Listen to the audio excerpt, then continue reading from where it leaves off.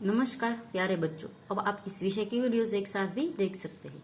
इसके लिए वीडियो के नीचे मेरी चैनल का नाम है, तो चैनल में जाके प्लेलिस्ट में जाएंगे तो इस विषय के वीडियोस एक साथ देख सकेंगे। तो बच्चों, आज के वीडियो में हम सीखेंगे हिंदी कक्षाओं का पाठ नंबर 3, क्या निराश हुआ जाए, और लेखक का नाम है हजारी प्रसाद द्विवेदी।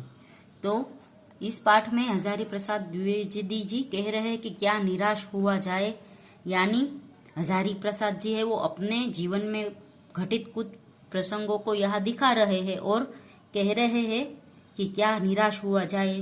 तो किससे? तो मानवता से। तो लेखक कह रहे हैं इस संसार में मानवता कम हो गई है, सभी जगह भ्रष्टाचार हो गया है, अनाचार व्याप्त हो गया है। फिर उसके जीवन में कुछ ऐसी घटनाएं होती है जिससे उसे पता चलता है कि मानवता अभी जिंदा है।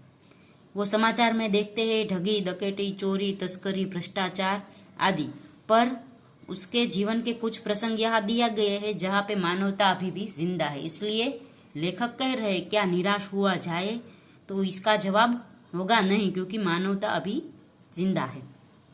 मेरा मन कभी कभी बैठ जाता है। समाचार पत्र में ठगी, डकैती, चोरी, तस्करी और भ्रष्टाचार के समाचार भरे रहते हैं। आरोप प्रत्यारोप का कुछ ऐसा वातावरण बन गया है कि लगता है देश में कोई ईमानदार आदमी नहीं रह गया। हर व्यक्ति संदेह की नजर से देखा जा रहा है। जो जितने ऊंचे पद पर है उनमें उतने ही अधिक दोष दिखाए जाते हैं। तो लेखक कह रहे हैं कि अभी समाचार पत्रों में सिर्फ तस्करी, चोरी, डकैती आदि के ही समाचार मिलते हैं। सब लोग है वो एक दूसरे के ऊपर आरोप लगाते रहते हैं। जो जितना पद ऊपर ऊंचा है उतना ही वो उसमें दोष होते हैं, और कोई यहाँ ईमानदार आदमी नहीं रह गया। लेखक को ऐसा लगता है। एक बहुत बड़े आदमी ने मुझसे एक बार कहा था कि इस समय सुखी वही है जो कुछ नहीं करता। जो कुछ भी करेगा उसमें लोग दोष खोजने लगेंगे, उसके सारे गुण भुला दिए जाएंगे और दोषों को बढ़ा चढ़ाकर दिखाया जाने लगेगा। दोष किसमें नहीं होते। यही कारण है कि हर आदमी दोषी अधिक दिख रहा है, गुणी कम या बिल्कुल ही नहीं। स्थिति अगर ऐसी है तो निश्चय ही चिंता का विषय है। तो यहाँ पर लेखक कह रहे कि हम जो भी काम करें सब हमारे काम में दोष ही देखेंगे। क्या यही भारतवर्ष है जिसका सपना तिलक और गांधी ने देखा था? रविंद्रनाथ ठाकुर और मदन मोहन मालवीय का महान संस्कृत सभ्य भारतवर्ष किसी अतीत के गह्वर में डूब गया है। आर्य और द्रविड़, हिंदू और मुसलमान, यूरोपीय और भारतीय आदर्शों की मिलन भूमि महामानव समुद्र क्या सूखी गया। मेरा मन कहता है ऐसा हो नहीं सकता। हमारे महान मानवियों के सपनों का भारत है और रहेगा। यह सही है कि इन कुछ दिनों कुछ ऐसा माहौल बन गया है कि ईमानदारी से मेहनत करके जीविका चलाने वाले निरीह और भोले भोले श्रमजीवी पीस रहे हैं, और झूठ तथा फरेब का रोजगार करने वाले फल फूल रहे यानी वो बहुत पैसेदार हो रहे हैं। और जो ईमानदारी से मेहनत करके जो लोग जीविका यानी जीवन चलाते हैं, जो कमाते हैं, वो लोग श्रमजीवी है वो पीस रहे यानी वो दुखी हो रहे हैं। ईमानदार को मूर्खता का पर्याय समझा जाने लगा है। सच्चाई केवल भीरू और बेबस लोगों के हिस्से पड़ी है। ऐसी स्थिति में जीवन के महत्व मूल्यों के बारे में लोगों को की आस्था हिलने लगी है। परंतु ऊपर ऊपर जो कुछ दिखाई दे रहा है वह कुछ ही हाल ही मनुष्य निर्मित नीतियों की त्रुटियों की देन है। सदा मनुष्य बुद्धि नई परिस्थितियों का सामना करने के लिए नए सामाजिक विधि निषेधों को बनाती है। उनके ठीक साबित न होने पर उन्हें बदलती है। नियम कानून सबके लिए बनाए जाते हैं, पर सबके लिए कभी कभी एक ही नियम सुख कर नहीं होते। सामाजिक कायदे कानून कभी युग युग से परीक्षित आदर्शों से टकराते हैं। इनसे ऊपरी सतह आलोड़ित भी हो जाती है। पहले भी हुआ है, आगे भी होगा। उसे देखकर हताश होना ठीक नहीं है। तो यहाँ कह रहे हैं कि कायदे कानून सभी के लिए एक नहीं होते। जो पैसेदार होते हैं वो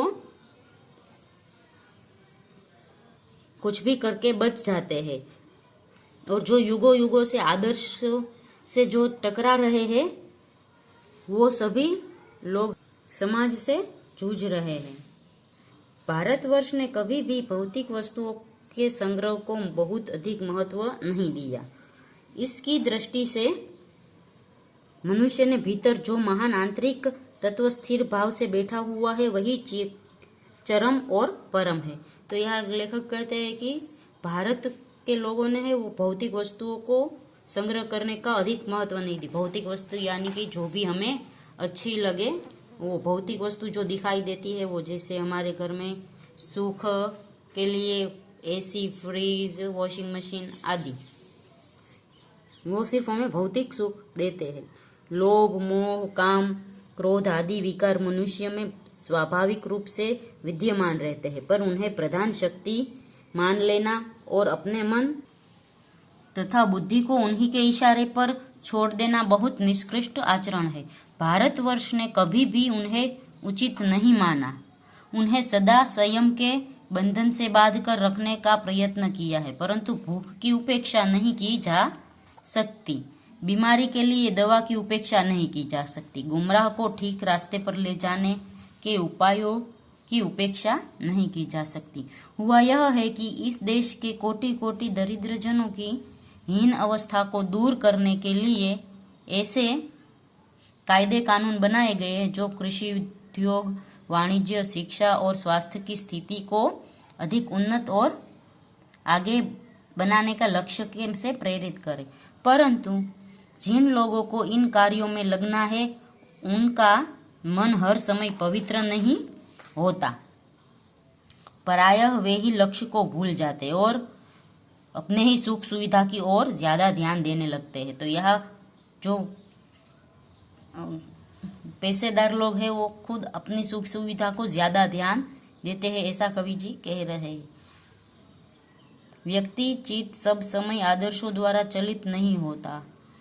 जितने बड़े पैमाने पर इन क्षेत्रों में मनुष्य की उन्नति के विधान बनाए गए, उतनी ही मात्रा में लोभ, मोह जैसे विकार भी विस्तृत होते गए।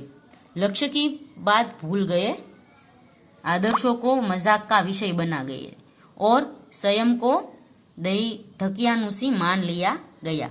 परिणाम जो होना था वही हो रहा है। यह कुछ थोड़े से लोगों के बढ़ते हुए लोभ का नतीजा है, परंतु इससे भारतवर्ष के पुराने आदर्श भी अधिक स्पष्ट रूप से महान और उपयोगी दिखाई देने लगेंगे। भारतवर्ष सदा कानून को धर्म के रूप में देखता आ रहा है। आज एकाएक कानून और धर्म के में अंतर कर दिया गया है। धर्म को धोखा नहीं दिया जा सकता, कानून को दिया जा सकता है। यही कारण है कि लोग धर्म को मानते हैं, वे कानून की त्रुटियों से लाभ उठाने में संकोच नहीं करते। इस बात से के पर्याप्त प्रमाण खोजे जा सकते हैं कि समाज में ऊपरी वर्ग में चाहे जो भी होता रहा है, भीतर भीतर भारतवर्ष अब भी यह अनुभव कर रहा है कि धर्म कानून से बड़ी चीज है। अब भी सेवा, ईमानदारी, सच्चाई और आध्यात्मिकता के मूल्य बने हुए हैं। वे दब अवश्य गए हैं लेकिन नष्ट नहीं हुए। आज भी वह मनुष्य से प्रेम करता है, महिलाओं का सम्मान करता है, झूठ और चोरी को गलत समझता है, दूसरों को पीड़ा पहुंचाना को पाप समझता है। हर आदमी अपने व्यक्तिगत जीवन में इन बात का अनुभव करता है।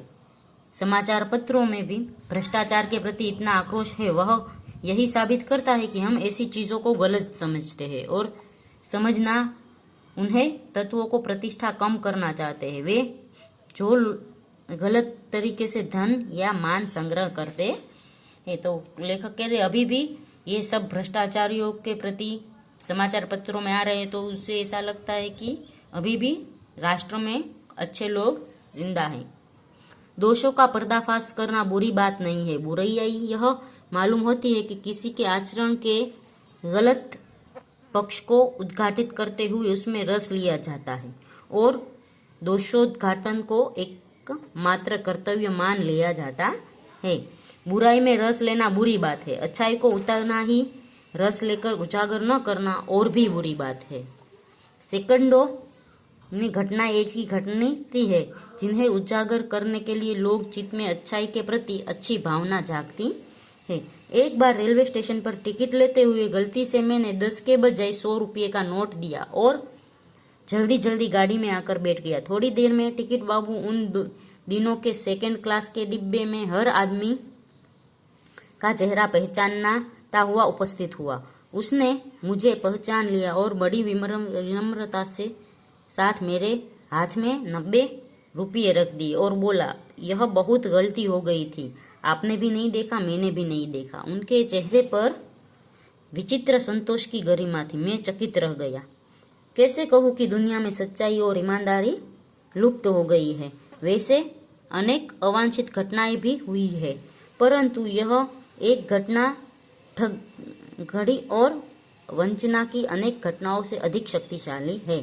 एक बार मैं बस यात्रा कर रहा था। मेरे साथ मेरी पत्नी और 3 बच्चे भी थे। बस में कुछ खराबी हो रही थी, रुक रुक कर चल रही थी। गंतव्य से कोई 5 मील पहले ही एक निर्जन सुनसान स्थान पर बस ने जवाब दे दिया। रात के कई 10 बजे हो गए। बस में यात्री घबरा गए। कंडक्टर उस पर ऊपर गया और एक साइकिल लेकर चलता बना। लोगों को संदेश हो गया कि हमें धोखा दिया जा रहा है। बस में बैठे लोगों ने तरह तरह की बातें शुरू कर दी। किसी ने कहा, यहाँ डकैती होती है।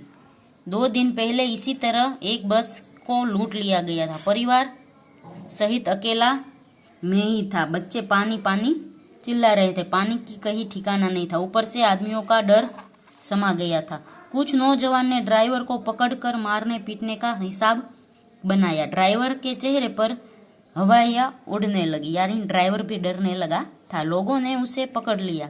वह बड़े कातर ढंग से मेरी ओर देखने लगा और बोला, हम लोग बस का कोई उपाय कर रहे हैं, बचाइए, ये लोग मारेंगे। डर तो मेरे मन में भी था, पर उनकी कातर मुद्रा देखकर मैंने यात्रियों को समझाया कि मारना ठीक नहीं है, परंतु यात्री इतने घबरा गए थे कि वे मेरी बात सुनने को तैयार नहीं थे। कहने लगे, इसकी बातों में मत आइए, धोखा दे रहा है। कंडक्टर को पहले ही डाकुओं के यहाँ भेज दिया है। मैं भी बहुत भयभीत था। यह पर ड्राइवर को किसी तरह मारपीट से बचाया। 1.5-2 घंटे बाद मेरे बच्चे भोजन और पानी के लिए व्याकुल थे। मेरी और मेरी पत्नी की हालत बुरी थी। लोगों ने ड्राइवर को मारा तो नहीं, पर उसे बस से उतर कर एक जगह घेर ली रखा। कोई भी दुर्घटना होती है तो पहले ड्राइवर को समाप्त कर देना उन्हें उचित जान पड़ा। ये गिड़गिड़ाने का कोई विशेष अवसर नहीं पड़ा। इसी समय का क्या देखता हूँ कि एक खाली बस चली आ रही है और उस पर हमारा बस कंडक्टर भी बैठा हुआ है। उसने आते ही कहा, अड्डे से नई बस लाया हूँ, इस पर बैठिए। वह बस चलाने लायक नहीं है। फिर मेरे पास एक लोटे में पानी और थोड़ा दूध लेकर आया और बोला, पंडित जी, बच्चों का रोना मुझसे देखा नहीं गया। वह दूध मिल गया, थोड़ा लेता आया। यात्रियों में फिर जान आई। सबने उसे धन्यवाद दिया, ड्राइवर से माफी मांगी और 12 बजे से पहले ही सब लोग बस अड्डे पहुंच गए। कैसे कहूँ कि मनुष्यता एकदम समाप्त हो गई है। कैसे कहूँ कि लोगों में दया माया रह ही नहीं गई। जीवन में न जाने कितनी ऐसी घटनाएं हुई है जिन्हें मैं भूल नहीं सकता। ठगा भी गया हूँ, धोखा भी खाया है, परंतु बहुत कम स्थलों पर विश्वास पात्र नाम की चीज मिलती है।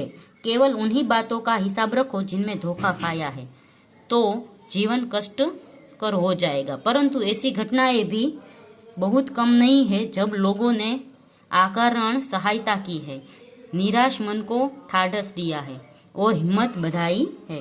कविवर रविंद्रनाथ ठाकुर ने अपने एक प्रार्थना गीत में भगवान से प्रार्थना की थी, संसार में केवल नुकसान ही उठाना पड़े, धोखा भी खाना पड़े, तो ऐसे अवसर पर भी हे प्रभु, मुझे ऐसी शक्ति दो कि मैं तुम्हारे ऊपर संदेह न करूं। मनुष्य की बनाई विधियां गलत नतीजे तक पहुंच रही है। जो इन्हें बदलना होगा, वस्तुतः आए दिन इन्हें बदला ही जा रहा है, लेकिन अब भी आशा की ज्योत बुझी नहीं है। महान भारतवर्ष को पाने की संभावना अभी बाकी है और बनी रहेगी। मेरे मन निराश होने की जरूरत नहीं है। तो बच्चों, इस पाठ में मनुष्यता इस दुनिया से चली गई है, यह सोचकर निराश होना नहीं चाहिए, ऐसा लेखक कह रहे हैं। तो बच्चों, यहाँ पर पाठ खत्म होता है। अगले वीडियो में हम इस पाठ का स्वाध्याय सीखेंगे।